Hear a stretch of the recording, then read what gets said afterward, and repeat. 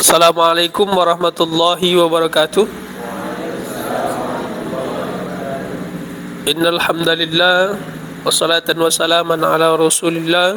Asyhadu an la ilaha illallah wahdahu la syarikalah wa asyhadu anna Muhammadan abduhu wa Rasulullah sallallahu alaihi wasallam. Bersyukur kita kepada Allah dengan mengucapkan alhamdulillahirabbil alamin, karena hari ini Allah masih memberikan kita nikmatnya berupa kesempatan, kesehatan. Hari ini kita diberikan nikmat bisa berkumpul, membahas, mendengarkan kajian tentang solat dan sabar. Mudah-mudahan nanti kita mendapatkan keberkahan dan mendapatkan ilmu yang bermanfaat. Salawat dan salam semoga tetap tercurahkan kepada ruh baginda alam, yakni Nabi besar Muhammad sallallahu alaihi wasallam. Semoga kita mendapatkan syafaat beliau nantinya di hari akhir nantinya. Mari kita bersalawat kepada Nabi besar Muhammad sallallahu alaihi wasallam dengan ucapan Allahumma shalli ala sayyidina Muhammad wa ala ali sayyidina Muhammad. Yang sama-sama kita hormati Abangda Dr. Muhammad Kaulan Karimah selaku Dewan Pembina Yayasan Insan Cipta Medan. Yang sama-sama kita hormati Abangda Ahmad Sarkawi selaku Ketua Yayasan Insan Cipta Medan. Yang sama-sama kami banggakan para mahasiswa, adik-adik sekalian yang meluangkan waktunya untuk mendengarkan kajian kita ini. Mari kita buka acara diskusi kita ini dengan bacaan basmalah. Bismillahirrahmanirrahim. Untuk mendapatkan keberkahan acara kita ini, alangkah baiknya kita dengarkan dulu bacaan Al-Quran yang akan dibacakan oleh Nurul Fadilah. Kepada adinda kami persilahkan dengan segala hormat. A'udzu billahi minasy syaithanir rajim.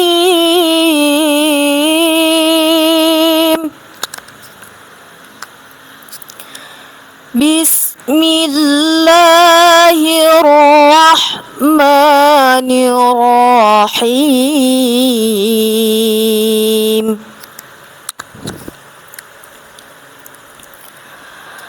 Wattini wazzaitun wa turi sinin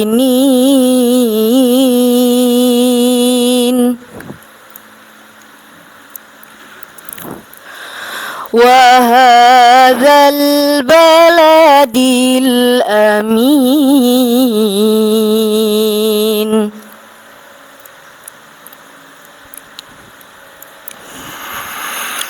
Laqad khalaqnal insana fi ahsani taqwim.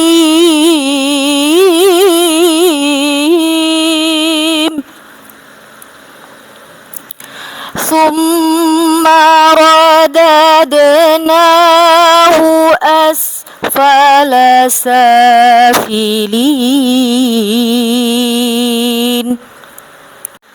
Ya. Berikut kami bacakan biodata pemateri kita.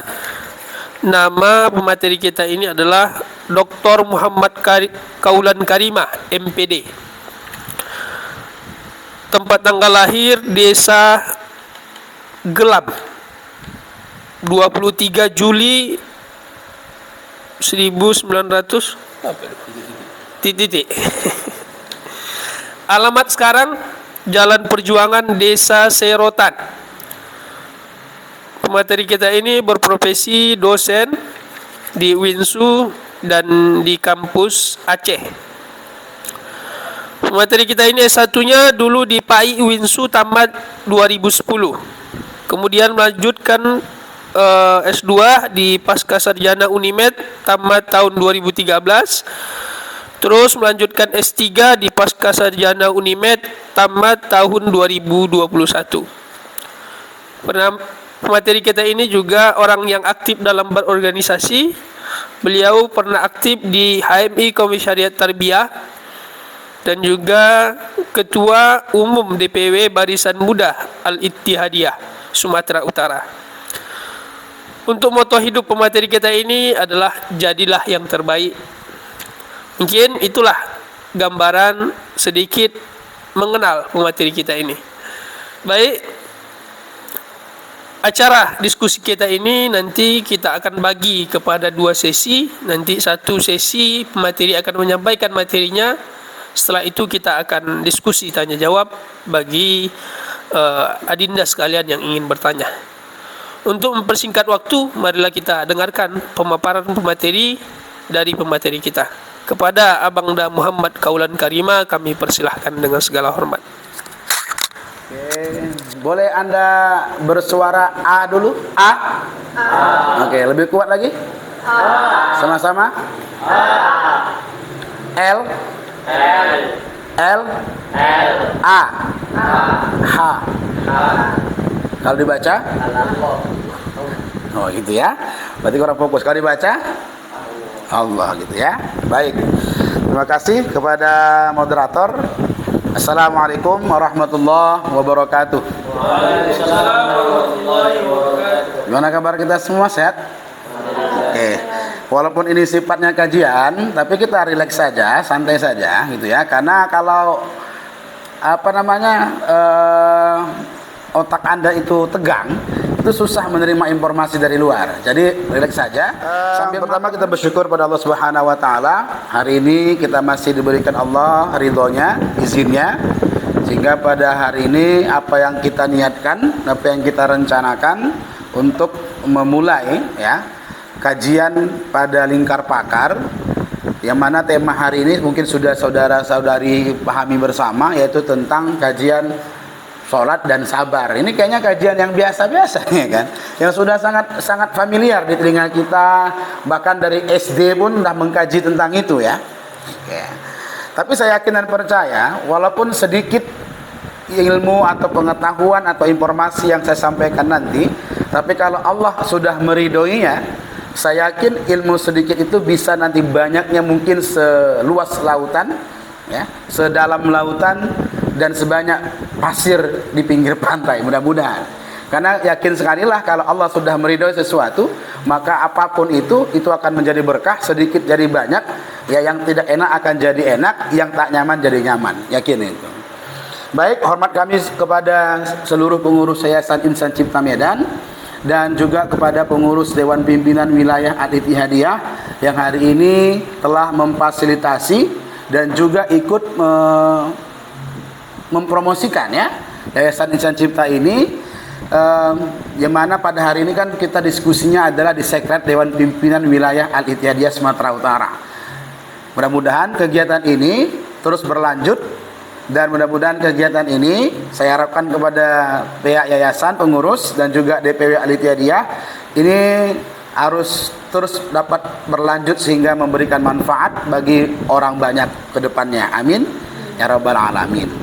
Baik, para adik-adik sekalian ya, para jamaah, kalau dalam apanya, dalam kajian ustadz-ustadznya, kebetulan saya hari ini nggak ustadz ini, karena nggak pakai peci, nggak pakai lobe ya, makanya saya buatnya kajian. Kalau kajian itu sifatnya boleh ilmiah gitu ya, tapi kalau sifatnya tadi majelis taklim, pengajian, itu kayaknya harus formal. Saya harus pakai teluk belanga, saya harus pakai sorban gitu ya, saya harus pakai peci atau pakai lobe gitu. Tapi karena ini sifatnya kajian, maka ya kita harus mendalaminya secara utuh gitu. Boleh nggak kira-kira kita diskusi ini sampai 3 jam 4 jam ke depan ini? Dengan ditemani 1 botol aqua dan 1 potong roti, sanggup nggak kira-kira ini? Enggak ya? Sanggup? Enggak. Hah? Kalau saya sanggup nih 4-5 jam cerita on terus sanggup, kecuali sampai nanti ada rehat waktu istirahat untuk sholat misalnya. Sanggup nggak? Mau sama makan tapi ya? Oh, tambah snacknya. Panitia saya siapkan snacknya. Oke, baik. Nah, hari ini kajiannya itu adalah tentang sholat dan sabar gitu ya. kalau kata ini kan sudah sering ya kita dengar dari kita sekolah di sekolah dasar dulu, apalagi yang sekolah madrasah sudah capek kali dengar istilah sabar atau sholat dan sabar ini. Nah makanya hari ini saya tidak mau secara detail mengkaji tentang definisi, terus rukun, terus apa lagi syarat sunnah-sunnah dalam sholat gitu ya, tidak mengkaji tentang itu karena kita sifatnya bukan memang pengajian ya, kita sifatnya kajian. Kalau kajian itu bagi saya dia lebih meluas, memang mendalam dan meluas gitu. Nah hari ini boleh Anda perhatikan nanti di HP Anda sudah dikirim panitia sepertinya slide-nya kepada Anda ya. Pendahuluan, jadi saya akan mulai kajian ini dengan pertanyaan. Dan pertanyaan ini memang harus nanti kita jawab dalam kajian ini. Ya. Pertama pertanyaan saya adalah apakah benar kebanyakan manusia dan jin itu adalah penghuni neraka? Benar? Benar nggak? Atau salah? Kalau selain manusia dan jin, siapa rupanya isi neraka itu nanti kira-kira? Ada yang tahu? Setahu saya, selain jin dan manusia, tidak ada diterangkan dalam Al-Quran siapa penghuninya. Hanya jin dan manusia. Dipastikan penghuni neraka itu jin dan manusia. Tapi pertanyaan saya, kenapa?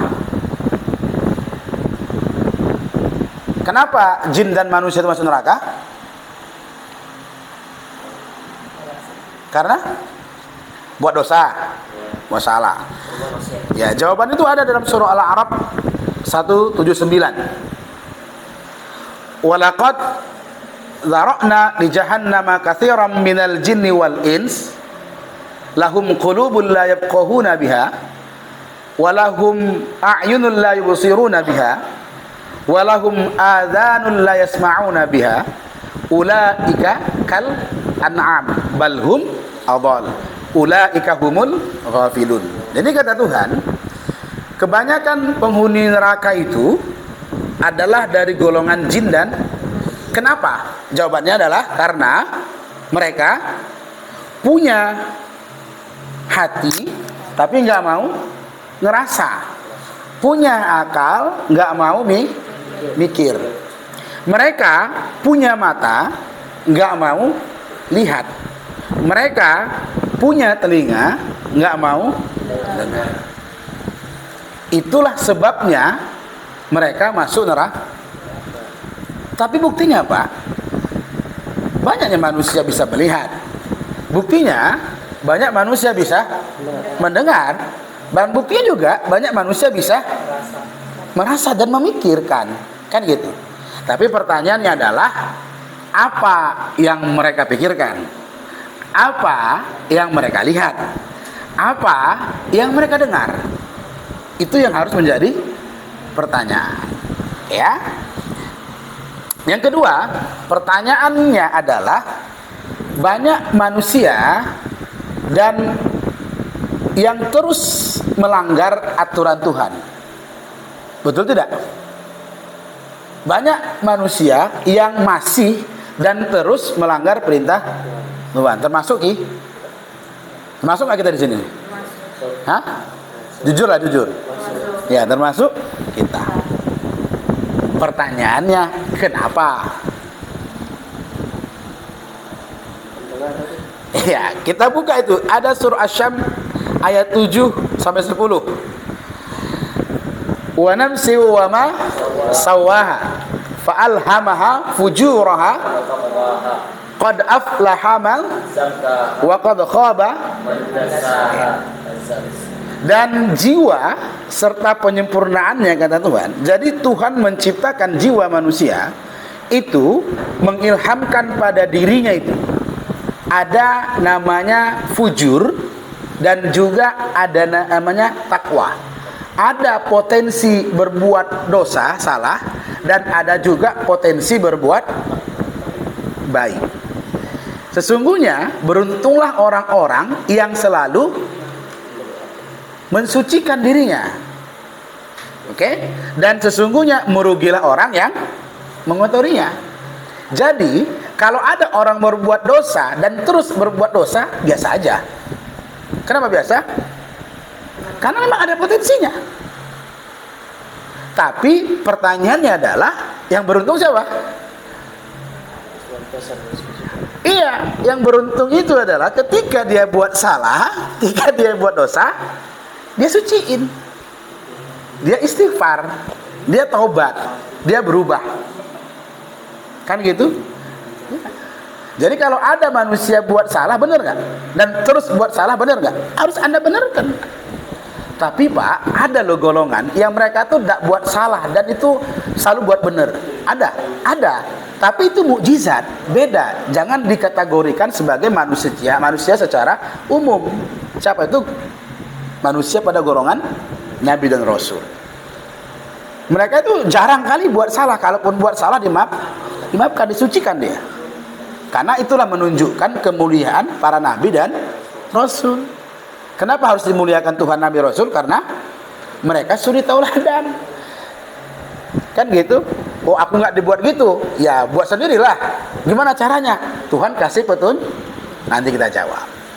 Oke? Jadi sekarang sadar ya. Jadi benarkah manusia itu terus dan masih berbuat dosa? Katakan iya. Kenapa? Karena manusia memiliki potensi ya buat salah. Jadi kalau ada buat salah, biasa aja. Anda buat salah, biasa aja. Orang tua Anda buat salah, ya biasa aja. Kawan Anda buat salah, ya biasa aja. Ya. Dosen Anda buat salah, ya kan? Apanya Pak dosen marah-marah, bimbing gini-gini, ya biasa aja, orang manusia. Berarti dalam konsep ini kita berpikirnya harus komprehensif, berpikirnya harus jernih, dan berpikirnya harus luas. Jadi kalau ada buat salah, pertama Anda harus beranggapan itu hal yang biasa. Terus buat salah Pak? Ya biasa. Yang enggak biasa itu adalah apabila dia tidak mau mensucikannya. Nah, orang-orang yang begini harus diingatkan. Orang-orang yang begini harus dikasih tahu tentang salah-salahnya. Karena apa? Yang diinginkan Tuhan adalah yang beruntung. Siapa orang beruntung? Iya, yang mensucikan ya. Jadi kalaupun nanti saya waktu ngomong gini ada salah, biasa. Tapi kalau kalian dah tahu salah saya ngomong, nggak akan ingatkan salah kali.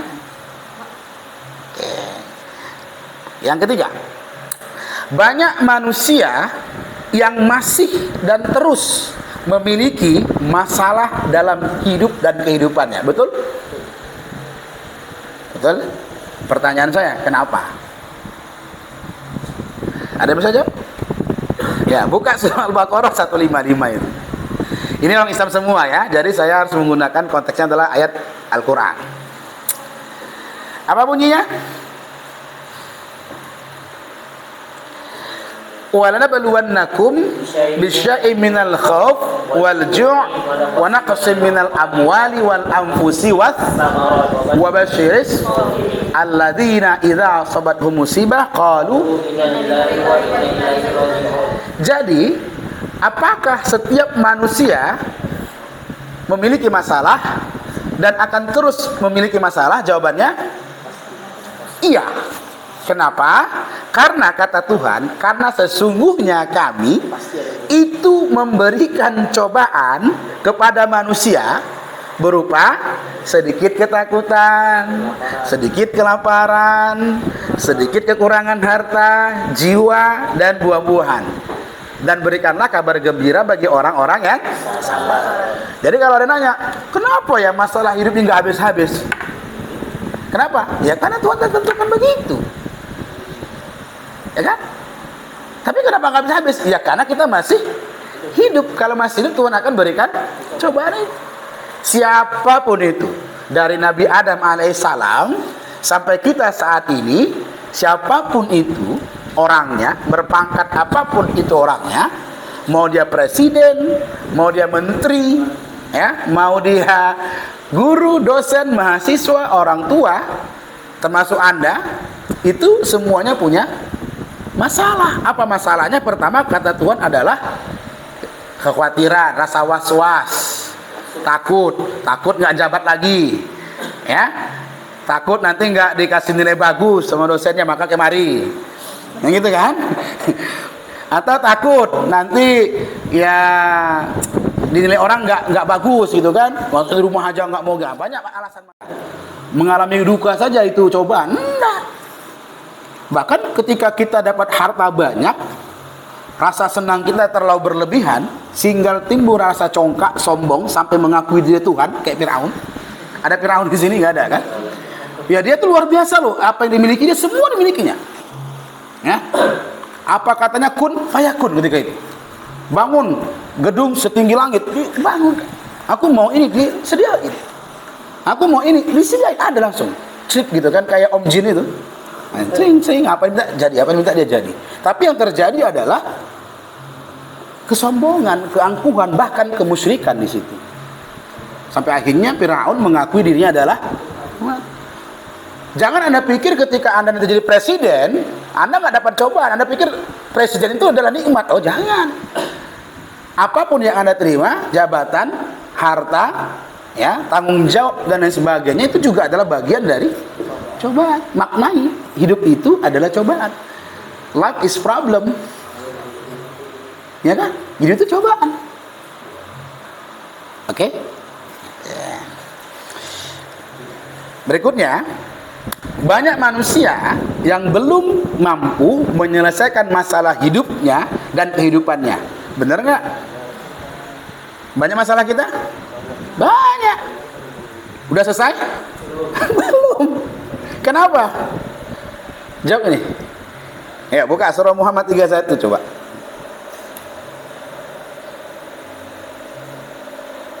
Apa bunyinya? Walabluwannakum hatta na'lamul mujahidina minkum was-sabirina walabluwa akhbarakum. Dan sesungguhnya kami akan benar-benar akan menguji kamu agar kami mengetahui orang-orang yang berjihad dan bersabar di antara kamu, agar kami menyatakan baik buruknya tentang kondisi dan keadaan. Maksudnya apa? Jadi ternyata karena masalah kita kurang berjihad. Apa itu jihad? Sungguh-sungguh. Iya kan? Jihad itu sungguh-sungguh artinya. Karena kita tidak sungguh-sungguhlah dan kurang bersabar dalam menyelesaikan masalah kita, sehingga masalah itu tak terselesaikan. Jadi satu sisi kesungguhan kita jihad dan sabar itulah yang akan mampu menyelesaikan masalah. Pertanyaannya, kesungguhan yang seperti apa? Bagaimana? Sabar yang gimana? Ini kan belum dijawab nih. Ini kan hanya apa ya, gambaran umum ya, biar oh iya ya. Ternyata memang masalahnya wajib ada. Dan orang lain pun berbuat salah sama kita, benci sama kita, tidak suka sama kita, oh biasa aja. Udah ketemu jawabannya tadi? Oke, tapi yang seperti apa, bagaimana, ini belum ada penjelasan. Ya. Berarti belum masuk kita di kajiannya ya. Ini masih hanya gambaran-gambaran saja ini. Mudah-mudahan cukup memorinya gitu. Nah, baru gini juga. Kita minta bantuan sama orang lain, itu ada yang dibantu, ada juga yang tidak. Kalaupun dibantu, selesai nggak masalah itu? Hah? Belum tentu selesai. Kenapa? Tak bantu sama orangnya kan? Sekarang selesai, besok. Oke, kenapa? Surah Al-A'raf ayat 1:4. Apa bunyinya? Innal ladzina tad'una min dunillahi ibadun amsalukum fad'uhum falyastajibu lakum in kuntum shadiqin. Sesungguhnya berhala-berhala yang kamu seru selain Allah itu adalah makhluk yang lemah, yang serupa dengan kamu. Maka serulah berhala itu, lalu biarkanlah mereka memperkenankan permintaanmu jika memang kamu orang benar. Artinya, kalau kita minta bantuan sama orang lain, siapapun itu, bahkan maaf saya, sekelas Nabi pun sekalipun, selama dia masih makhluk, maka masalah hidup ini tidak akan pernah selesai. Pasti akan datang masalah lain. Sekali lagi, kalau kita minta bantuan boleh dalam Al-Quran bahkan menyampaikan kita harus minta tolong ke orang lain, saling menolong satu sama lain. Apa bunyinya? Ta'awanu 'alal birri wa taqwa. Yuk kalian saling tolonglah kalian antara manusia dengan manusia lain. Boleh juga kalian minta tolong sama jin, boleh lah. Tapi kalau pandangan Ustaz nggak boleh kan? Nggak boleh gitu. Padahal boleh-boleh aja, dia makhluk juga kan? Boleh. Wong sama ayam boleh minta tolong kok, sama kucing boleh minta tolong. Apa minta tolong sama kucing? Nanti makan tikus ya. Aku kasih makan, kau makan tikus. Minta tolong nggak? Minta tolong kok. Tak salah sama kucing, bayangin. Hah? Minta tolong nggak? Minta tolong. Apa lagi? Anda minta tolong nggak sama ayam? Hah? Iya, Anda minta tolong. Aku makan dagingmu, tolong ya kasih ya, gitu ya. Makannya banyak ya, gitu. Ya kan? Tolong nanti pagi-pagi berkokok ya biar kami bangun ya. Pagi-pagi berkokok ya biar jin itu cabut ya. Itu kan? Jadi ternyata mutualisme kita bukan hanya sesama manusia. Berarti sesama makhluk Tuhan yang lain pun kita minta tolong boleh. Tapi ingat, pertolongan makhluk siapapun itu, apapun itu tidak akan pernah selesaikan masalah kita semuanya. Dari sebab ini tuh ya, boleh nggak minta tolong? Boleh aja. Apa pula nggak boleh minta tolong sama jin? Boleh aja. Nanti kan viral nih, ya viral nih kalau saya katakan boleh nggak minta tolong sama jin? Boleh. Saya bilang nggak boleh. Nabi Sulaiman minta tolong sama jin nggak? Tapi minta tolongnya sebatas adalah tidak menyangkut tauhidnya. Jin, kau ambilkan, minta tolong sama kau ambilkan. Nah, kan bahasa kita nih. Saling bantu kan? Nabi Sulaiman punya tentara jin nggak? Punya. Hah? Yang ngambil mutiara dari lautan siapa? Jin. Untuk Nabi Sulaiman. Tapi kan Pak, nanti kalau kita minta bantuan sama jin, kita akan digodanya Pak. Yang salah jinnya? Ya Anda saja yang salah. Anda yang tergoda, jangan salahin jinnya. Kalau pada akhirnya dia jin yang sesat dan akhirnya menyesatkan Anda, tugas dia. Tapi ketika Anda tersesat, siapa yang salah? Ya Anda. Kenapa? Anda nggak sungguh-sungguh dan nggak bersabar. Maka perlu pengetahuan yang mendalam, ya, perlu keimanan yang utuh agar kita jangan sampai menyekutukan Tuhan. Ini agak lain ya, kajiannya ya. Kalau di pengajian boleh ya, nggak boleh ya berteman dengan jin, apalagi minta tolong, nggak boleh, itu syirik.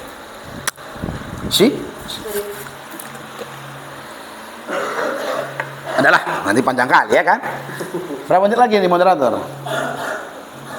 30 menit. Masih panjang ya, karena ini belum masuk kajian sholat dan sahabatnya, belum masuk loh, ini masih pendahuluan ini. Oke, minta bantuan sama Tuhan, dibantu, yakin nggak dibantu? Tapi terkadang kita nggak ngerasa ya kan. Terkadang kita itu merasa kok lama kali bantuan Tuhan datang ya kan. Kapan sih pertolongan Tuhan itu akan datang? Itu terjadi pada kaum Bani Israel ketika itu ya. Para nabi-nabi sebelumnya pun begitu dengan para umatnya. Ini kapan pertolongan Tuhan akan datang? Baca surah Al-Baqarah 214. Ini dia. Kata orang tuh gini, mata nasrullah, kapan pertolongan Allah itu akan datang? Am hasibtum an tadkhulul jannah wa lamma ya'tikum mathalul ladzina khalau min qablikum massathumul ba'sa wadh-dharra'u wa zulzilu hatta yaqula ar-rasul wal ladzina amanu ma'ahu mata nasrullah ala inna nasrullah qarib. Ya. Jadi apakah kata Tuhan gini, apakah kamu mengira kamu akan masuk surga padahal kamu itu ya belum datang kepadamu cobaan yang mana cobaan itu telah didatangkan kepada umat-umat sebelum kamu. Mereka tuh ditimpa malapetaka, kesengsaraan, digoncangkan, gempa bumi dan sebagainya ya, sampai-sampai orang tuh begini, ya Allah kapan pertolonganmu akan datang? Ketahuilah sesungguhnya pertolongan Allah itu udah datang, deket, cepat. Ente aja belum rasain, nah gitu. Maksudnya gini, banyak manusia kalau dapat cobaan, dia gini, aduh Allah, gak tahan aku ya Allah, terhimpit kali, aduh uangku tinggal 1.000 nih gitu, ya kan? Ini masih tanggal belasan ini, belum nyampe puluhan gitu. Nunggu 2 minggu lagi baru dapat kiriman gitu. Kapan datang pertolongan? Tolong ya Allah, tolong gitu ya sering ya. Ini yang sering tertimpa untuk mahasiswa, karena saya juga mahasiswa 21. Saya pernah merasakan hal yang sama apa Anda rasakan, ya. Apa kata Luhut? Semua manusia pasti memiliki masalah yang sama. Yang membedakan adalah cara menyikapinya. Kan gitu kan? Ya. Jadi ketika dapat musibah dia akan katakan gitu, ini kapan sih datang pertolongan? Rasanya kok lama kali pertolongan itu datang. Ya. Kok lama kali masalah ini bisa terselesaikan ya? Sering ngomong gitu? Ya sering, tapi nggak diucapin ya. Nggak diucapin. Nggak diucapin malu. Tapi apa yang kita sampaikan dalam hati kita, Allah Maha mendengar itu. Kapan atau kok lama kali gitu ya? Padahal pertolongan Allah itu sudah datang, udah dekat, kita aja nggak sadar. Oke, lanjutkan lagi ya. Salat dan sabar adalah jalan dan kunci agar kita pertama tidak masuk neraka, yang kedua tidak melanggar aturan Tuhan, dan ketiga itu bisa menyelesaikan masalah hidup. Percaya tidak? Yakin nih? Yakin? Yakin nggak Anda salat dan sabar itu akan menjamin Anda tidak masuk neraka, dan itu bisa menjadikan Anda manusia yang tidak akan melanggar aturan-aturan Tuhan, dan akan bisa menjadikan Anda orang-orang yang mampu menyelesaikan masalah dalam hidup dan kehidupan ini. Yakin tidak? Yakinlah. Pertanyaannya ya, yang bagaimana? Buktinya Anda sudah sholat sama ini? Sudah kan? Oh. Udah sabar? Sabar kali pun Pak dalam hidup ini Pak. Aduh, awalnya mungkin manusia paling sabar dunia ini Pak. Gitu kan yang sering kita bilang, ya kan? Tapi nyatanya kalau masalah masuk neraka saya nggak tahu sih, ya kan? Karena Tuhan yang nentuin. Tapi saya yakin ada surga lah, nah, gitu ya.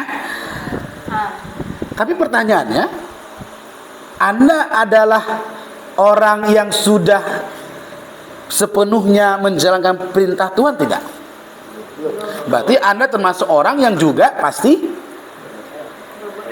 berbuat salah dan melanggar aturan Tuhan.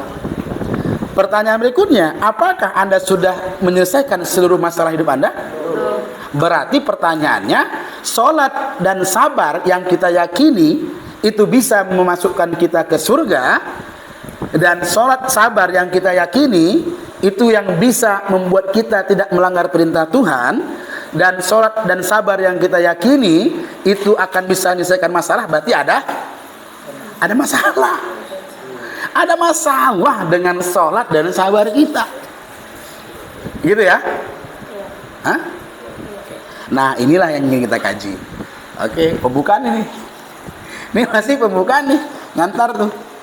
Nah ini ingin kita kaji, sholat yang gimana, seperti apa yang bisa mengantarkan kita ke 3 hal ini. Dan itu nggak akan cukup waktunya.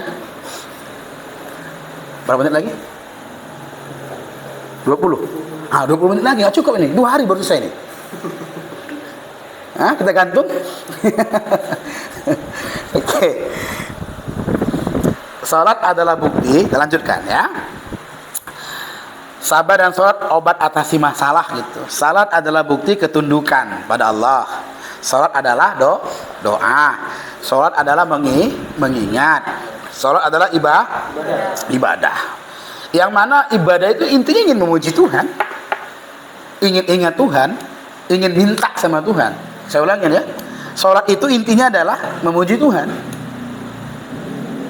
Yang kedua, sholat itu intinya adalah minta sama Tuhan, doa sama Tuhan, dan sholat itu nyembah Tuhan. Nah pertanyaannya adalah, gimana cara Anda memuji Tuhan? Gimana cara Anda mengingat Tuhan?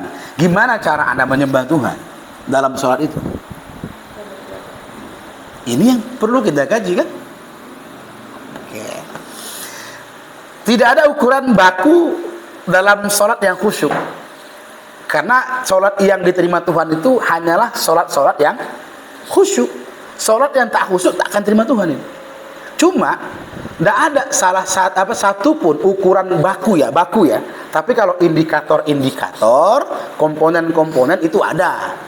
Menyatakan sholat khusyuk itu gini ciri-cirinya, gini indikatornya. Tapi sholat khusyuk itu adalah yang begini, tidak ada ya. Nah, jadi intinya kalau di sini berkatakan gini, indikator sholat khusyuk itu adalah yang dikerjakan dengan nuansa yang penuh harap gitu. Jadi Anda sholat itu ingin mengharap sesuatu sama Tuhan. Nggak boleh, sesuatu kan kewajiban, udah kerjain aja. Enggak, Anda sesuatu pasti ada sesuatu yang diharap. Apa yang diharap? Nah, ini masalahnya ketika Anda harapkan ingin dapat, aduh aku sholat banyak kali masalahku. Aku mau sholat biar nanti dapat rezeki lah uangku. Aku sholat dulu lah, kayaknya udah lama. Itu berarti salah. Berarti harapan yang Anda ingin dapatkan ketika sholat itu yang keliru. Apa yang diharapkan? Keridhaan Tuhan. Anda ingin dapat perhatian Tuhan. Bagaimana cara Tuhan akan perhatian sama Anda? Betul-betul lah sholatnya. Jangan ecek-ecek, ya kan? Yang betul-betul kayak mana? Iya, khusyuk itu gimana? Ini lagi kaji lagi, khusyuk itu gimana jadinya? Betul-betul lah. Kan sholat itu kan ada ketentuan-ketentuan kan? Ada ketentuannya? Apa? Nanti kita kaji. Ya?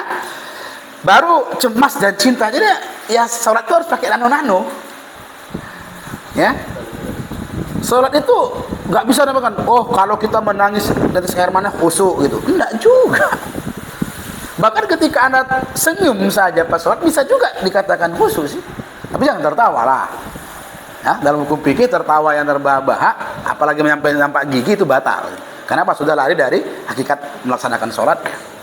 Karena tidak terkontrol. Tertawa itu adalah keadaan emosi yang berlebihan, keadaan senang yang berlebihan. Ya, atau lucu yang berlebihan. Kalau lucu biasa aja, senang ya biasa aja. Kalau Anda senyum, boleh Anda senyum, boleh. Saya bilang nggak boleh. Batal? Enggak. Ada yang bilang kalau senyum sholat kita batal? Ada? Enggak ada. Nangis batal? Enggak. Marah batal? Enggak. Tapi jangan marah, kalah nggak suara, ya kan? Terus mencak-mencak, itu sudah membatalkan, itu berlebihan dia. Tapi ketika Anda soal itu Anda dalam kondisi marah dalam untuk diri Anda karena melakukan dosa dan sebagainya, silakan saja. Makanya khusyuk itu nanti banyak kali indikatornya. Ya. Oke, ada lantun ayat, tartil, ada ruku, ada tahu, sebagainya lah. Itu bicara nanti sistemnya. Nah, baru berikutnya ini ada ayat-ayat tentang sholat dan sabar. Banyak sekali. Ini hanya sebagian-sebagiannya, sebagian besar lah.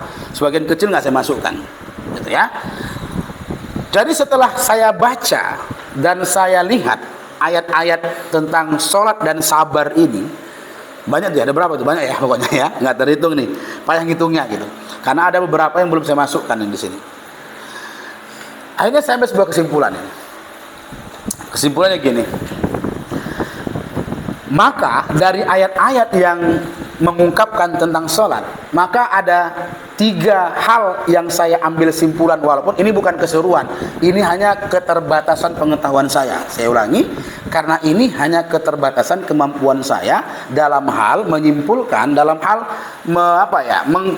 mengklasifikasikan ya, yang dimaksud Tuhan tentang sholat itu ada 3 kategorinya. Kalau ini salah wajar, karena adalah fujur wa taqwaha gitu ya. Tapi saya akui, kalaupun nanti saya salah, ingatkan saya. Dalam video ini juga gitu, kalau ada yang salah, tolong ingatkan saya. Wong saya mau belajar juga kan begitu. Nah, yang pertama, sholat itu merupakan kewajiban yang telah ditentukan oleh Tuhan. Apa yang ditentukan? Jumlah, waktu, dan sistem. Kalau jumlah mungkin sudah Anda dengar. Berapa jumlahnya? Yang wajib, kewajiban 5. Zuhur, asar, maghrib, isya, subuh. Subuh, zuhur, asar, maghrib, isya. Ya? Sudah tentukan? Oke. Jumlah rakaatnya tentukan? Jumlah juga ditentukan kan? Oke. Waktu ditentukan? Ditentukan. Kalau zuhur ini ntar lagi nih, asar nanti antara jam 3:30 ke jam 4 nih, ya. Maghrib juga begitu, isya juga begitu. Ada sholat subuh dikerjakan nanti di sholat zuhur ini ada? Nggak ada. Nggak boleh, itu haram bahkan. Haram kan? Boleh. Ditentukan? Ditentukan. Sistem. Apa sistem dalam sholat? Iya, karena definisi sholat yang didefinisikan oleh ahlul fiqih itu adalah yang dimulai dari takbiratul ihram. Berarti kalau sudah mulai dan ada akhir, berarti ada sistem. Ya, ketika ada yang memulai dan ada yang mengakhiri, maka itu sistem. Alam ini pun begitu kan? Ada mulanya? Ada, mulai diciptakan, ada akhirnya. Maka alam ini punya sistem.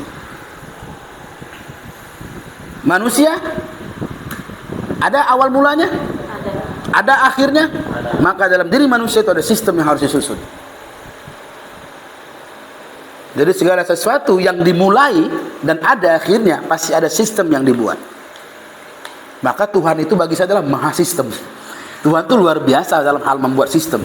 Dan banyak sekali sistem-sistem yang dibuat Tuhan itu dirusak oleh manusia. Alam ini dibuat Tuhan sistemnya. Matahari itu siang, bulan itu malam. Sebenarnya nggak ada siang malam sih, bicara cahaya ini kan. Kalau teori fisikanya, tapi udahlah, dalam teori awamnya siang malam, siang itu terang, malam itu gelap, kan gitu kan? Ya. Yang buat itu siapa? Yang pembuat sistem, ya Tuhan itu. Dalam diri manusia ini, makan, masukkan, langsung ke perut. Seret lewat dia, langsung ke perut. Oh belum, sabar dulu, usus. Digiling dulu, cereng. Usus besar, usus kecil. Lambung. Habis di situ, enggak, dicerna lagi, pisahkan lagi. Ini yang bagus, ini yang ampas, buang. Yang bagus itu jadi energi. Apa langsung energi? Enggak. Jadi darah dulu. Iya loh. Masuklah ilmu biologinya, ya kan? Berarti ilmu Tuhan itu luar biasa banyak ya. Berarti luar biasa sistem yang dibuat Tuhan. Nah ini sekarang yang tugas kita adalah mengungkap sistem itu. Inilah yang disebut namanya Iqra bismi rabbikal ladzi khalaq. Inilah namanya dalam hal mengungkap tabir alam semesta ini. Disitulah kata Tuhan, afala taqilun. Wah, merinding saya jadinya. Ya, afala tatadzakkarun, afala tafakkarun. Sistem Tuhan yang harus kita baca, bukan ini lampu, nah ada itu. Yang Anda baca adalah di balik lampu. Sistem itu yang perlu diungkap. Bukannya, kalau ini kajian-kajian biasanya akan timbullah ilmu biologi namanya, ilmu fisika, ilmu apa lagi, ilmu ini. Itu ya ketika mengkaji cara empirik yang terlihat, yang dirasa. Tapi yang ingin disampaikan Tuhan adalah sistemnya itu, dibalik dari itu semua. Ya, oke. Jadi sistem dalam sholat dibagi 3. Ada namanya rukun qauli. Ya, yang diucapkan. Apa itu diucapkan? Takbir pertama, Allahu Akbar. Apalagi? Alfa. Apalagi? Tahiyat ya kan? Kan cuma itu kan? Rukun yang diucapkan. Yang kedua, rukun salam tadi, salam yang pertama ya dalam mazhabnya Syafi'i. Yang kedua hukum qalbi. Berarti dalam sholat kita juga harus menggunakan hati. Apa itu? Niat dan harus tersistem. Nggak boleh Anda ruku duluan sebelum Anda takbiratul ihram. Sebelum Anda baca Al-Fatihah. Yang terakhir rukun fi'li. Berdiri, ruku, tidak, sujud, duduk, dan sujud, duduk membaca tahiyat akhir. Ya. Tapi ada pertanyaan menggelitik. Saya ingin tanyakan kepada Anda. Ketika kita sudah selesai melaksanakan sholat, apakah kewajiban mendirikan sholat itu selesai?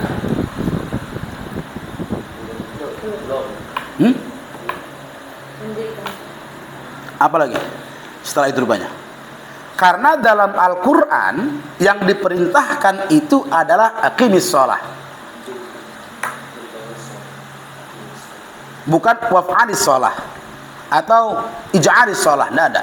Kerjakan, lakukanlah sholat. Tidak ada. Tapi perintah Tuhan adalah Anda salah satu cara mendirikan sholat adalah dengan mengerjakan sholat. Mendirikannya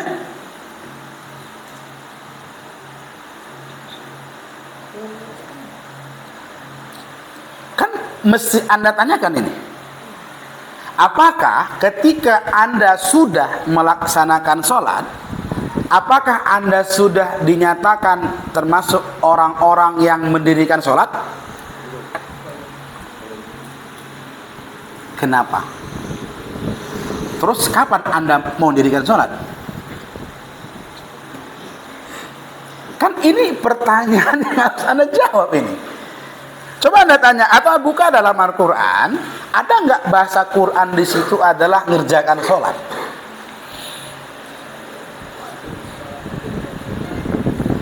Aqim itu adalah fil amar. Katanya qoma yaqumu atau iqama, ya sebagainya lah. Saya nggak paham kali bahasa Arab itu. Tapi intinya adalah berdiri. Bahkan Rasul bilang, as-salatu imanuddin, faman aqamaha. Tidak ada bahasa mengerjakan, tapi kembali aqama. Yang mendirikannya itulah yang akan mendirikan agama ini. Yang meninggalkannya, yang tak mendirikannya, maka itulah yang akan menghancurkan agama ini. Pertanyaan saya, apakah ketika Anda sudah melaksanakan sholat yang tadi jumlahnya ditentukan, waktunya ditentukan, dan sistemnya ditentukan, apakah Anda sudah termasuk yang mendirikan sholat?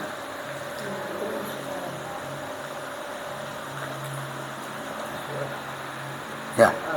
Kalau dia belum tentu mendirikan sholat, karena dia mengerjakan sholat itu masih dikategorikan melaksanakan sholat. Tetapi setelah sholat itu apa yang dilakukannya, kalau memang yang setelah sholat itu yang dilakukannya sudah sesuai, memang betul-betul dia itu mendirikan sholat. Tapi kalau hanya setelah sholat perlakuannya tetap sama seperti sebelumnya, itu sholatnya itu hanya dikategorikan melaksanakan sholat saja. Apa yang diharapkan ketika setelah melaksanakan sholat? Inna sholata tanha anil fahsyai. Maka yang diharapkan adalah sholat itu bisa mencegah diri kita, bisa menjadikan diri kita manusia yang itu utuh untuk mengerjakan kebaikan dan meninggalkan keburukan. Berarti kalaulah ada orang yang masih saja melaksanakan kemungkaran, ketidakbaikan, maka dia belum kategori mendirikan sholat. Maka dimulailah dalam hal mengerjakan sholat itu, apakah sholat yang Anda kerjakan itu sudah sesuai dengan apa yang diinginkan oleh Tuhan? Sudah? Sebelum sholat, apa yang diperintahkan Tuhan? Wudu. Gimana cara wudunya? Dikasih tahu Tuhan. Wamsahu biwujuhikum. Terus wa aydiyakum ilal marafiq. Terus iya, kan enggak apa itu? Allahu Akbar. Anak iya win kan nih kan? Waktu kita sebelum mendirikan sholat, Tuhan perintahkan ambil wudhu dengan membasuh muka, mencuci tangan, membasuh tangan, sampai dengan pergelangan dan membasuh sebagian kepala dan juga kaki sampai mata kaki. Dilakukan nggak? Oh, lakukan, Pak. Nah, untuk lebih jelasnya yang dimaksudkan oleh Tuhan itu diterangkan, ditunjukkan, dipraktekkan oleh Nabi. Wudhu kita sesuai tidak dengan apa yang dicontohkan Nabi. Maka Anda harus wudhu seperti wudhunya. Tapi kan kami nggak nengok, Pak. Ada namanya hadis. Hadis yang Anda terima itu hadisnya benar enggak? Bersanad tidak? Bersambung tidak? Maka dibutuhkanlah, inilah orang NU biasanya memang sangat menginginkan kalau Anda mengkaji sesuatu itu harus bersanad. Harus ada sandarannya, harus ada dalil yang tersambung sampai dengan Nabi. Gunanya di situ. Wong kalau kita kan jauh kali ilmunya di atas para ulama kita kan. Ini sok paten kali yang ustaz-ustaz sekarang kan. Padahal buku yang dia baca dari ulama-ulama yang dari dulu gitu. Oke ya. Nah itu. Jadi introspeksi masing-masing saja lah. Ya. Bagaimana sholat kita? Apakah sudah khusyuk? Sederhana saja. Apakah sudah bisa kita meninggalkan perbuatan keji? Berarti belum. Berarti ada masalah dengan sholat kita. Oke. Ada masalah dengan takbir kita, ada masalah tentang Fatihah kita, ada masalah tahiyat kita, ada masalah di niat kita, ada masalah dalam masalah ruku kita dan sebagainya. Itu yang hanya terlihat saja. Oke. Pertama ya, maka sholat itu adalah kewajiban yang telah ditentukan oleh Tuhan, jumlahnya, waktunya, dan sistemnya. Karena kalau kita kaji sampai di sini, nanti kita kaji bab sholat, ya kan? Itu 2 hari 2 malam nggak selesai itu, nggak selesai, ya? Kan kita bukan pengajian ini, kajian saja, ya? Kita ungkap masalah-masalahnya. Di luar ini harus ngajikan gitu ya, harus diwiridkan, harus terus belajar. Gitu.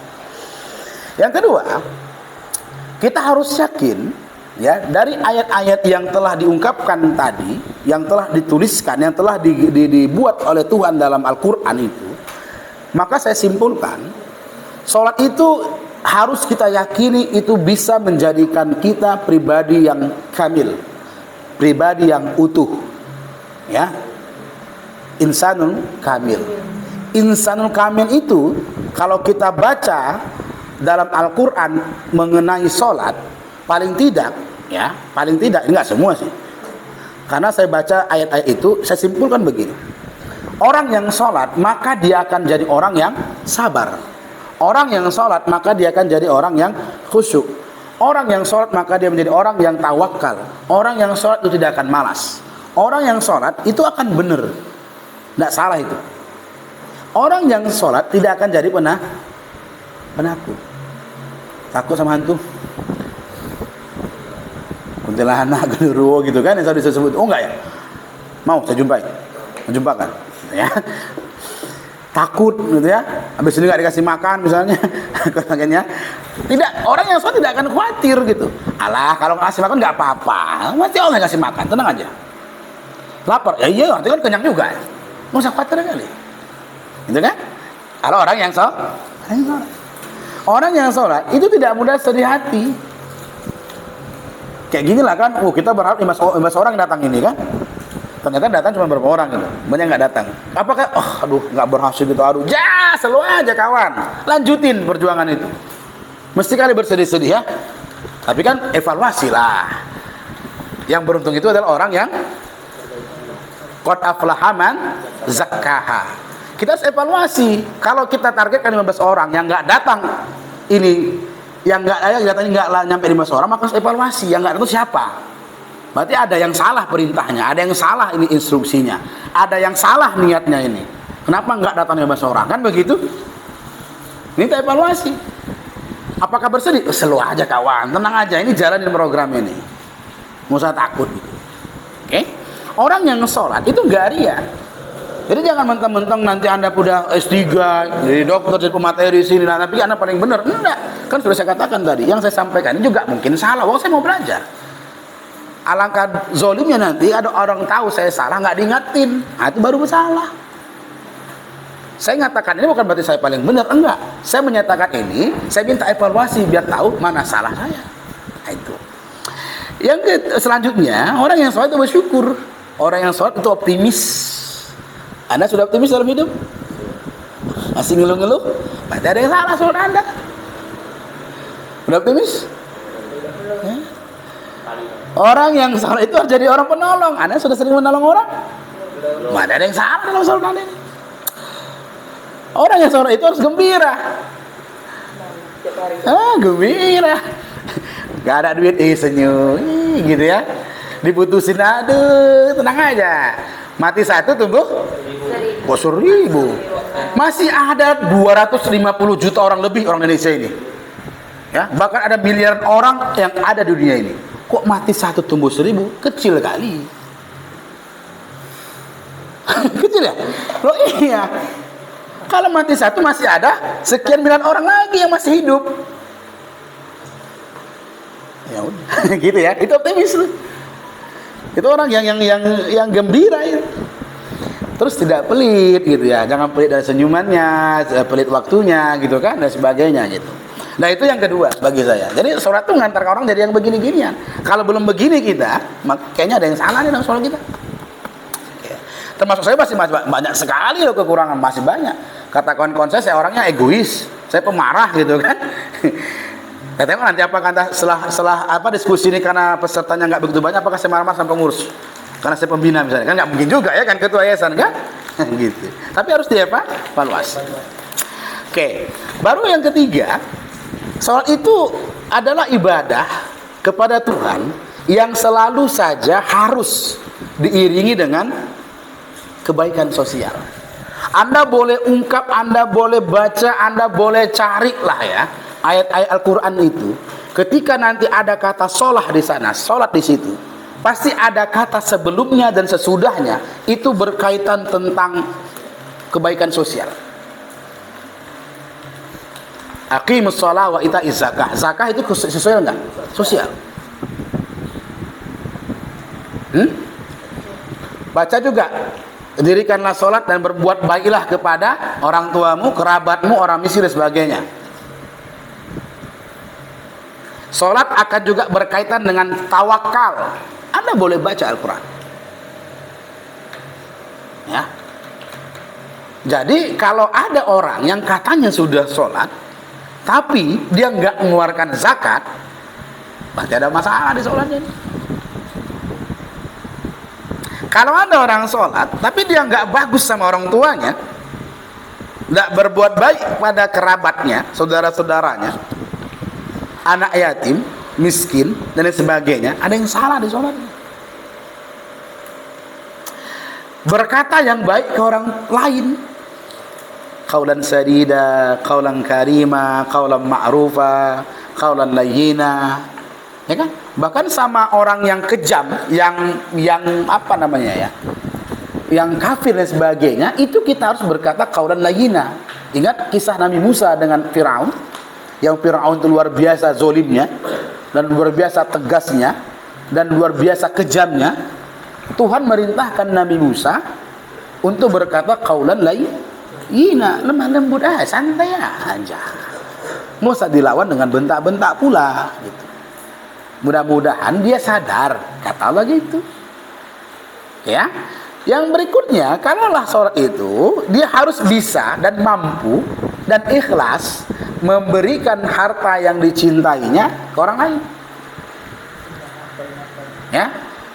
Kalau Anda sudah sholat, maka nanti ketika Anda bergabung di sini, Anda harus ikhlas untuk menonton yayasan YouTube Yayasan Insan Cipta Medan gitu. Tapi Pak, paketku sayang gitu kan. Ya kalau Anda benar sholat dan mau loyal di sini, iya nggak masalah, korban kan ini. Dia berkorban. Kan begitu kan? Ya sama dengan kawan-kawan saya yang pada hari ini hadir dari Binjai ada gitu kan. Yang juga ada anak istri di rumah, duduk di sana ya kan, dengan rekaman videonya, yang udah capek di situ, udah mulai ngantuk misalkan. Pak Syarkawi juga sudah mulai mengantuk, capek di sana misalnya, tapi mereka berkorban untuk hal ini. Apalagi Anda yang disuguhi makan minuman gratis misalnya kan, bulan dapat sertifikat, harus ikhlas dong gitu ya. Dan harus juga dan juga harus bisa memberikan sesuatu yang Anda miliki kepada kami. Kok boleh? Boleh ya? Boleh. Kami berikan juga kok ke Anda. Orang yang sholat menepati janji, nolong orang, terus memakmurkan masjid. Ini bahasa Quran ini yang saya simpulkan ya. Menafkahi keluarga. Ingat ya, kalau orang sholat, kalau nggak menafkahi keluarga, gawat itu ya. Pokoknya aku mau sholat aja, nggak ada perintah Tuhan. Tuh, orang yang sholat itu adalah orang-orang yang juga harus menafkahkan hartanya untuk keluarganya. Maka kami ini, para suami ini harus getol-getol yang cari duit, harus getol-getol ya mempertahankan mental, bagaimana mengasuh, mendidik, membesarkan anak, istri, keluarga. Ya, karena menafkah itu bukan hanya dalam kategori materi, ada yang non materi. Apa? Pendidikannya, bimbingannya, pelatihannya, nasihatnya, suri tauladannya, itu juga adalah bagian. Baru orang yang sholat itu harus mampu mengajak orang lain untuk berbuat baik dan harus mampu mengajak orang lain meninggalkan keburukan. Berapa menit lagi? Sekali lagi ya. Sabar nih, sekali lagi. Sabar. Ya, nanti kita diskusikan lebih lanjut ya. Sabar itu sama ini kan, kita harus sabar. Sabar tuh kapan dilakukan kira? Hah? Pas ada ujian aja ya? Salah Anda. Anda mau sedang makan ini, sedang minum ini, sedang mendengarkan kajian ini, yang sedang merekam rekaman ini, yang sedang duduk main HP di sana, yang sedang mencatat-catat di sini, itu semuanya harus diiringi dengan sabar. Percaya nggak? Hah? Iya. Artinya sabar itu ada dalam setiap aktivitas manusia. Apakah aktivitas hati, apakah aktivitas akal, pikiran, apakah aktivitas perkataan, atau aktivitas jasmani, perbuatan. Semuanya haruslah diiringi dengan sabar. Apa contohnya? Contoh pas ada makan, di mana sabarnya ini? Oke, bukanya jangan lapar kali ya kan, gitu kan? Tadi pun ada yang agak gini nih, bunyi juga, gitu kan? Iya. Tapi dia mulai bersabar tuh, biar yang nampak sabar gitu. Ada yang bunyinya pelan, biar nampak bunyi-bunyi kali. Sabar gitu. Kenapa? Karena dalam pandangan dia, dalam pikiran dia, nanti kalau aku kencang kali ngunyahnya, kedengaran nanti bunyinya nggak sopan. Jadi intinya adalah ingin menghargai orang lain. Sabar. Kalau Sayyidina Ali mengatakan sabar itu dua. Apa itu katanya? Sabar sesuatu yang kita ingini, dan sabar terhadap sesuatu yang kita ingin. Aku pengen kali cepat, cuman ya harus sabar bukannya. Saya mau makan, kenapa makan? Saya belum gitu kan? Tapi saya sabar. Kan gitu kan? Bayangin kalau saya makan, kan terhenti nih aktivitas kita. Saya harus sabarkan diri. Tapi kalau Anda makan terhenti, enggak juga. Anda juga harus sabar waktu makan. Jangan fokus ke makan Anda. Kenapa? Karena kita sedang beraktivitas lain. Itu sedang mengkaji. Kan gitu? Sabar. Ya. Dalam sholat pun ada sabar. Siapa pula pengen sholat itu mau lama-lama? Mau cepat aja, beri nggak ada pesanginnya. Apa nggak ada AC-nya? Apalagi perempuan yang pakai telekung yang gitu kan? Pakai mau apa lagi? Cadar lagi? Waduh, kepanasan gitu. Mau cepet-cepet siapnya. Tapi harus selesaikan dulu rukun-rukun sholatnya. Baguskan dulu tartil bacaannya. Sempurnakan dulu rukuknya. Sah. Siapa pengen pula kita nggak mau kaya cepat? Oh, gampang kali kaya cepat. Kalian ambil aja senjata, tembak ya orang sini, teng gitu kan, ambil duitnya, selesai. Cepat kayaknya? Cepat. Tapi tidak boleh, dilarang Tuhan. Maka kita harus sabar tentang sesuatu yang kita inginkan. Kenapa? Karena Tuhan tak menginginkan itu. Yakinlah semua yang kita inginkan dalam aspek materi itu adalah segala sesuatu yang tak diinginkan Tuhan sebenarnya. Karena nafsu kita untuk materi selalu saja berlebih-lebihan. Dapat 1 kilogram emas, kita pasti menginginkan 2 kilogram. Dapat 2 kilogram, pastinya kita menginginkan 3. Itu boleh, itu biasa, wajar. Cuman itulah yang Tuhan memberikan batasan-batasan itu. Sehingga apa yang kita inginkan jangan semuanya harus dipenuhi. Ada hal-hal yang harus Anda tinggalkan tentang apa yang Anda inginkan. Sabar. Sabar itu ada batasnya nggak? Ada. Kapan?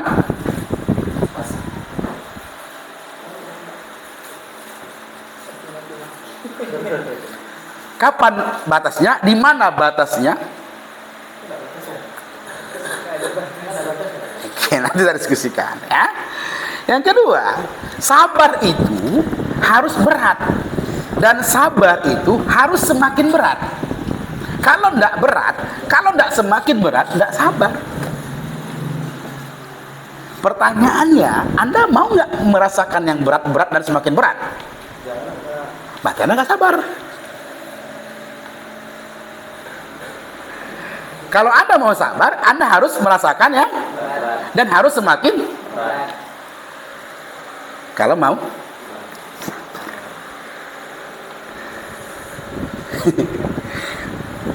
hah? Soal kira-kira. Nanti kita diskusikan. Sabar itu, yang ketiga, terakhir ini, sabar itu dia selalu saja berseberangan dengan yang kebanyakan. Sabar itu selalu saja berseberangan dari kebanyakan. Kebanyakan orang mau cepat, kebanyakan orang mau kebanyakan orang mau, kebanyakan orang mau, kebanyakan orang mau, kebanyakan orang mau. Tapi kita harus Sabar. nanti tambah lebih lanjut. Terima kasih. Ini penyampaian saya. Saya tidak mau kaji dia secara apa ya, kajian secara bab sholat enggak gitu ya, bab sabar enggak. Tapi kita kaji masalah-masalahnya. Yang mudah-mudahan masalah itu yang selalu kita hadapi dan ini akan bisa kita selesaikan bersama. Terima kasih. Saya kembalikan kepada moderator. Silakan. Ada lagi? Ayo. Assalamualaikum warahmatullahi wabarakatuh. Waalaikumsalam.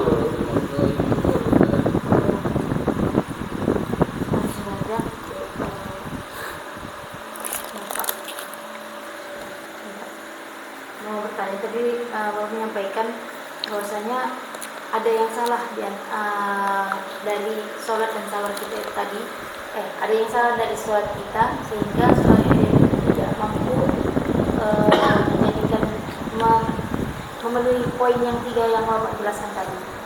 Jadi ada nggak yang saya ingin tanyakan, ada nggak tips dari Bapak bagaimana caranya supaya kita itu bisa memperbaiki sholat kita dengan sebaik-baiknya, apalagi dengan lemahnya iman kita saat ini gitu, karena semakin banyak gejolak dunia, dengan banyaknya godaan-godaan dunia yang di luar sana, sehingga susah kita untuk khusyuk sholat, untuk bisa sabar di dalam sholat.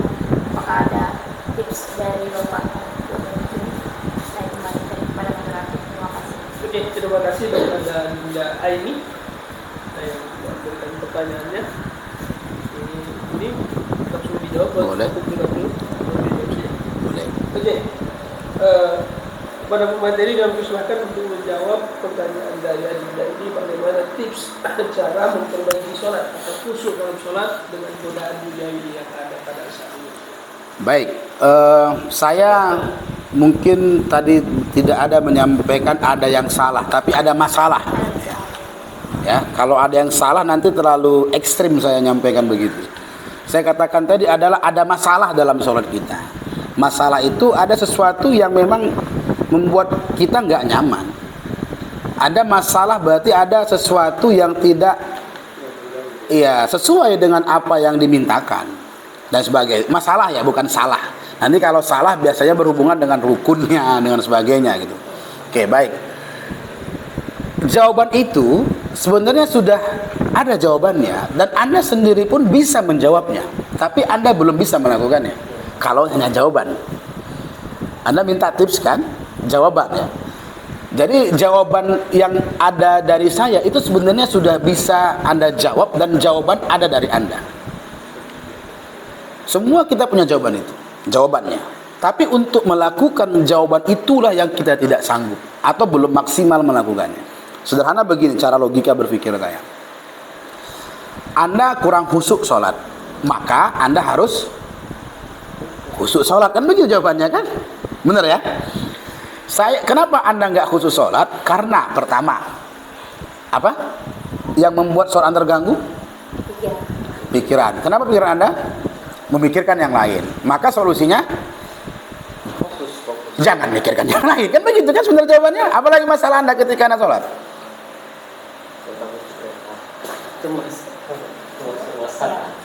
Cemas. Kenapa Anda cemas? Artinya kan sudah punya jawaban kan? Kalau Anda ingin jawaban, kalau Anda ingin jawaban tentang kenapa ada masalah dalam sholat Anda sudah punya jawabannya. Jawaban. Tapi untuk melaksanakan jawaban itulah yang itu kita satu sama lain memiliki kapasitas yang berbeda.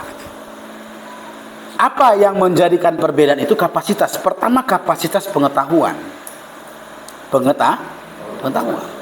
Kalau kita bicara tentang ilmu nanti, maka kita harus bicara substansi awalnya adalah tentang hakikatnya, tentang pengetahuan dasarnya.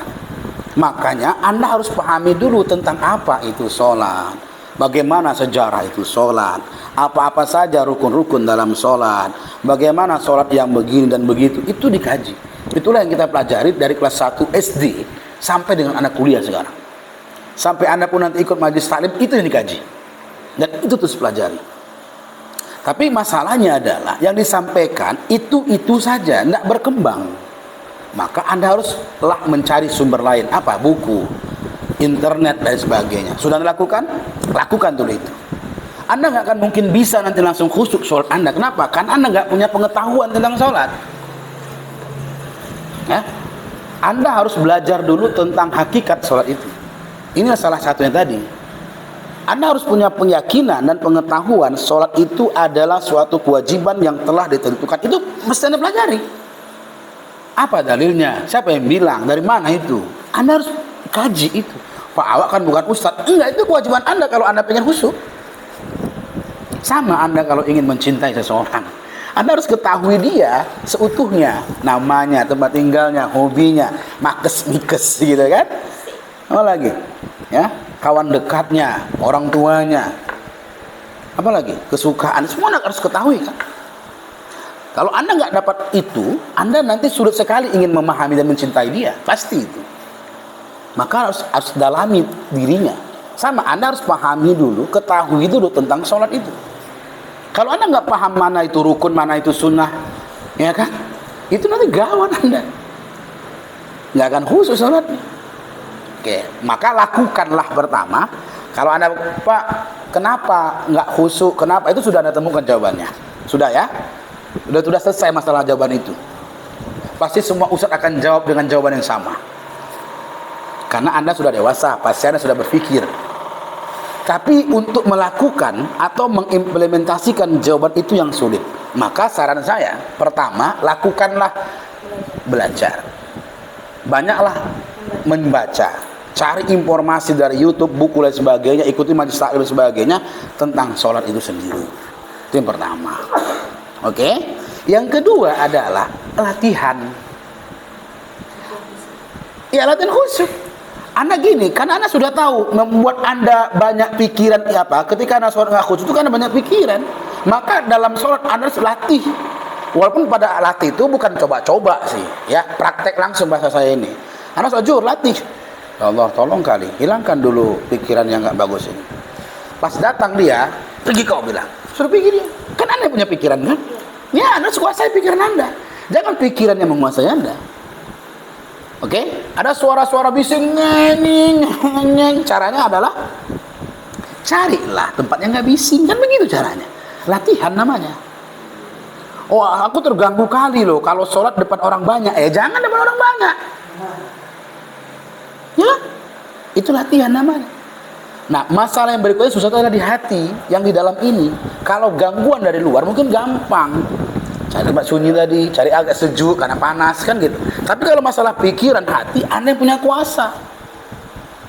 Nafsu kan gitu kan. Ya lapar kali perut nih, Bah. Terpikir di hati. Oh iya nasi tanah masih ada katanya. Oh iya, mikir terus. Anu stepes dia. Wong Anda yang punya pikiran, apakah batal sholat kita? Enggak. Kalau dalam hukum fikih enggak ada yang batalkan itu. Kecuali Anda baca bukan bacaan sholat, Anda bergerak bukan gerakan sholat, Anda buang angin, buang air besar kecil itu batal. Tapi kalau hanya pikir Anda ke sana kemari batal, enggak ada yang batal itu. Oke? Tapi ingat, jangan Anda keterusan. Mikir Anda kan kayak gitu, Anda berdiri aja gitu. Akhirnya batal. Kenapa? Karena nggak niat lagi sholat, niat Anda sudah mikirkan tentang jemuran lagi. Makanya ketika datang, tinggi kalau bilang, bisa nggak gitu? Bisa nggak? Ya sama kayak sekarang ini, ada nengok jam tadi. Aduh, cemana tadi? Kan gitu kan? Ada sini nengok jam-jam tadi kan? Nah, karena ada kegiatan di luar. Akhirnya nggak fokus di sini. Sebenarnya kalau dia hilangkan, itu nanti itu hilang. Usah pikirin itu, tinggi pikiran itu. Pasti setelah itu dia kan nggak nengok jam lagi. Tapi karena dia memikirkan itu, ya udah nengok jamnya, nengok handphone, kan gitu kerjaannya. Bener nggak? Tapi kalau udah pikir lah kok nanti tuh masalah terlambat lah nanti fokus kemari. Udah dia kan selalu aja nggak akan nengok jam, nggak akan megang perut, apa lah gayanya kan gitu. Sama juga dengan sholat, latihkan itu. Apa yang berikutnya? Ya latih lagi. Apa yang berikutnya? Ya latih lagi. Apa yang berikutnya? Ya latih lagi. Apa yang terakhir?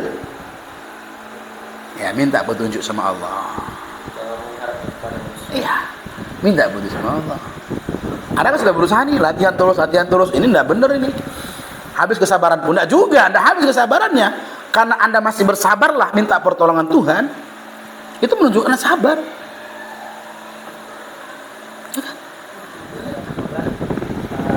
Tidak akan membatalkan sholat, kalau kita walaupun pikiran kita yang saya jelaskan ini tadi, melainkan yang membatalkan itu hanya kalau kita buang angin ini. Tapi dijelaskan juga dalam Al-Quran bahwasanya fawailul lil musallin alladzina hum an sholatihim sahun. Celakalah bagi orang yang sholat apabila dia lalai dalam sholat. Nah, jadi apakah itu tadi terkait dengan penjelasan Bapak itu tidak akan membatalkan sholat dia gitu. Walaupun dia masih ada pikirannya, masih tetap dipikirkannya pada saat sholat tersebut. Ya, oke. Terima kasih atas mungkin kita akan diskusi bagaimana sebetulnya konteks kita dalam memikirkan ketika waktu sholat kita lalai atau memikirkan sesuatu sedangkan kita dalam keadaan sholat. Mungkin kita dengarkan argumen dari pemateri kita bagaimana tentang itu. Pada pemateri kami persilahkan. Baik, celaka bukan berarti gagal, celaka bukan berarti batal, gitu ya. Ya sama halnya ketika Anda, ini saya analogikan ya, bukan berarti ketika kita salah, bukan berarti ketika kita lalai, itu pekerjaan itu langsung dibatalkan, ya. Tapi kita akan dikatakan orang yang lalai. Dan mungkin saja kita termasuk orang yang tidak berhasil. Tapi bukan perbuatan yang kita lakukan itu batal. Jadi bahasa celaka bukan itu langsung membatalkan kegiatan atau perbuatan yang kita lakukan. Makanya Tuhan bilang, Anda harus hilangkan kelalaian itu. Anda harus hilangkan pikiran-pikiran yang mengganggu Anda itu. Ya itu, hilangkan. Kalau datang dia, hilangkan, pergi. Tapi jangan bilang pakai mulut, karena itu bukan bacaan sholat. Oke? Dan jangan Anda buat gerakan, pergi, ya, gitu ya. Dalam hati, gitu saja. Batal juga, karena ini bukan gerakan sholat. Yang membatalkan sholat itu secara fikihnya, itu adalah gerakan yang bukan gerakan sholat. Atau gerakan yang dilakukan 3 kali berturut-turut kalau dalam Imam Syafi'inya. Ya. Berikutnya, Anda membaca atau mengucapkan sesuatu yang itu bukan bacaan sholat. Itu membatalkan. Yang berikutnya adalah keluar dari salah satu dua jalan. Anginkah, airkah, kotorankah, itu batal. Tapi ketika datang pikiran, itu biasa. Wong Anda punya pikiran, kecuali Anda nggak punya pikiran. Ya, tapi karena pikiran kita tidak bisa kita kontrol, akhirnya pikiran itu suka-sukanya aja, greng, masuk sana, masuk sini. Sama kayak handphone kalau sudah hang, nggak bisa kita apain gitu loh. Kenapa? Dia nggak terkontrol lagi. Sama pikiran Anda, karena nggak bisa Anda kontrol, dia masuk-masuk aja. Apa yang apa masuk. Anda harus campakkan dia, delete, dia tag gitu kan. Ya, Anda buat backspace-nya delete, nah gitu, hilang. Maka harus latihan. Setiap Anda lakukan sholat, lakukan itu. Masuk dia, pergi ke bawah, jangan. Dah, masuk lagi. Fokus aja dengan bacaan Anda itu. Kalau Imam Ghazali, ini para ulama ya, saran-saran para ulama. Ini adalah pengalaman empiriknya. Pengalaman empirik itu belum tentu bisa kita samai. Belum bisa sama dengan pengalaman kita. Tapi ini pengalaman boleh Anda coba. Imam Ghazali mengatakan dalam sholat itu, ketika Anda ingin khusyuk, Anda harus mengerti apa yang Anda baca. Kalau saya nggak bisa pula begitu. Karena kalau saya baca Bismillahirrahmanirrahim dengan nama Allah, itu lama kan dia sholat nanti. Gitu kan? Kalau saya lebih cenderung tadi bernano-nano gitu, bernanoria dalam sholat. Walaupun banyak para ustadz bilang, ya sholat itu nggak khusyuk katanya. Kenapa? Saya dalam sholat selalu ingat dosa gitu. Kata ustadz yang lain, itu nggak boleh. Kenapa? Kamu sudah ingat dunia. Apa perlu yang saya ingat lagi? Wong saya belum pernah ke akhirat. Apa yang mau saya ingat akhirat? Itu jawaban saya sih. Dan jawaban saya ini banyak dibantah oleh para ustadz. Karena memang itu kajiannya. Tapi kembali tadi, tidak ada satupun ukuran baku yang khusyuk itu begini, tidak ada. Bisa begini, bisa begitu, tergantung. Untuk melihat hasilnya adalah dari aspek setelah sholatnya. Apakah sholatnya itu akan menggantarkan dia jadi orang yang tanha anil fahsya'i wal munkar, ta'muruna bil ma'ruf, jadi orang yang sabar, tawakal. Sebab itu aja ukurannya. Kalau dia belum begitu, maka masih ada masalah dalam kehusukan sholatnya. Sederhana ngukurnya. Gimana biar khusyuk? Ya tadi datang pikiran ke sana, kenapa kamu nggak khusyuk? Jawab dulu. Karena A, kurang dingin, ya kan? Karena B, banyak kali suara. Karena C, perut lapar. Karena E, ya silakan Anda tabulasi. Apa yang membuat masalah dalam sholat Anda nggak khusyuk? Tabulasi saja.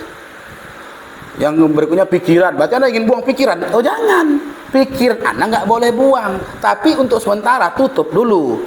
Selipkan dia dalam komputer. Ya kan? Komputer itu kan ada 3 kan? Ya Pak Topik ya. Ada restart, shutdown, dan sleep. Untuk sementara selipkan dia. Karena Anda ingin jumpa sama Tuhan Anda.